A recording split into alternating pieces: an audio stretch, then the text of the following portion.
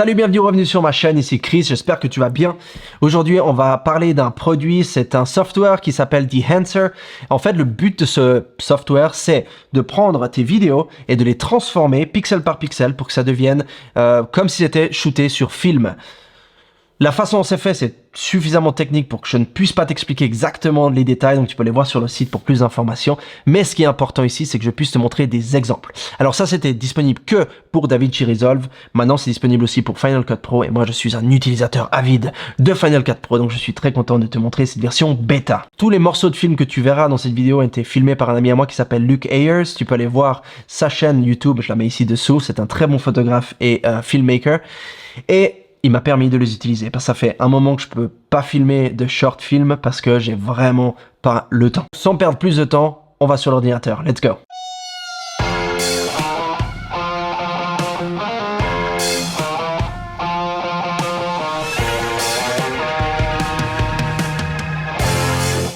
Voilà, maintenant on est sur l'ordi. Alors on ouvre Final Cut Pro, j'ai déjà présélectionné 3 clips.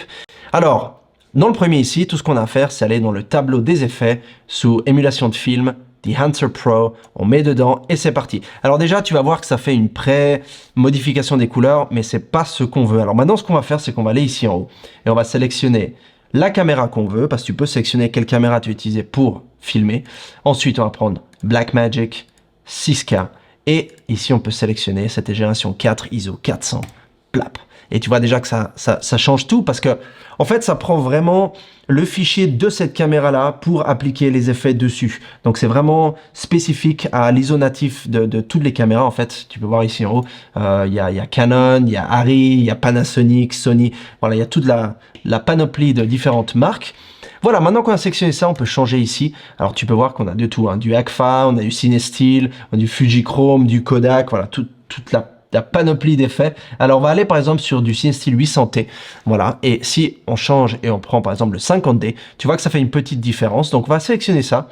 Alors ici tu peux changer l'exposition, compensation de température, tu peux push et pull ici, ce qui va rajouter du contraste, mais aussi modifier légèrement les couleurs comme à l'époque on shootait sur film. Le point noir, donc là tu peux rendre un peu plus dark, on va dire, la scène, et ici tu peux modifier, en fait, tu as plusieurs façons de changer en fait les réglages. Donc tu peux changer l'exposition, tu peux descendre ici, et d'habitude au grain, ici j'aime mettre 10 en termes de grain, parce que je trouve que 20 ça fait un peu trop, mais voilà, regarde déjà la différence, c'est assez incroyable. Si maintenant je devais le désactiver, ça c'est flat et ça c'est une fois que j'ai fait l'editing. Alors après évidemment tu peux t'amuser à changer plein de choses, plein de différents réglages pour que ce soit vraiment comme tu veux, mais en fait c'est aussi simple que ça. Pour Final Cut Pro c'est super easy. On va prendre le prochain clip avec elle. Donc là de nouveau on prend Enhancer Pro, on le met dedans. Ici on change, on sélectionne la caméra, Blackmagic, 6K et là on va mettre génération 4. Voilà. Tu vois, ici, on a plus de couleurs, donc je voulais vraiment mettre un clip qui puisse te montrer un peu plus avec des couleurs différentes. Et tu vois, voilà, il y a vraiment des films expérimentaux, il y a du Fuji, moi qui adore le Fuji, voilà, par exemple, le Réala, ça c'est un très beau film. Et là, tu peux changer plein de trucs, tu peux changer la compensation d'exposition. De nouveau, on va changer un petit peu la température. Je vais laisser le grain tel quel, et tu vas voir ce que ça donne. Ça donne un effet sympa, je veux dire. C'est un grain qui est très organique, ça bouge, tu vois ça bouge d'après les ombres, les lumières hautes, donc tu peux vraiment jouer avec avec le film et avec les pixels. Donc c'est pas juste de nouveau un lutte qu'on met par-dessus, ou c'est pas juste un petit filtre avec du grain, c'est vraiment une modification du fichier en soi qui te donne ce look absolument génial. On va regarder maintenant en noir et blanc ce que ça donnerait. Donc si je me mets là, de nouveau tu sélectionnes ta caméra, voilà. Blackmagic 6 400 et ici on va prendre par exemple du Ilford, il est où, voilà, Ilford, tac, voilà, donc en noir et blanc ça donne ça. Après on va peut-être le point noir, on va le descendre un petit peu pour donner un peu plus de contraste, voilà, et là ben, l'exposition peut être un tout petit peu trop importante et ça donne ça, voilà, donc ça donne vraiment un grain qui est très très beau, très similaire à celui d'un film. Je te montre avant et après. Voilà.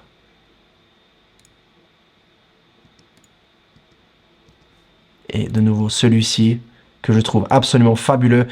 Cette scène est vraiment géniale aussi parce qu'il y a du rouge, du jaune, il y a des bons contrastes et il y a du mouvement. Voilà, ça on pourrait penser vraiment que ça a été filmé sur du film.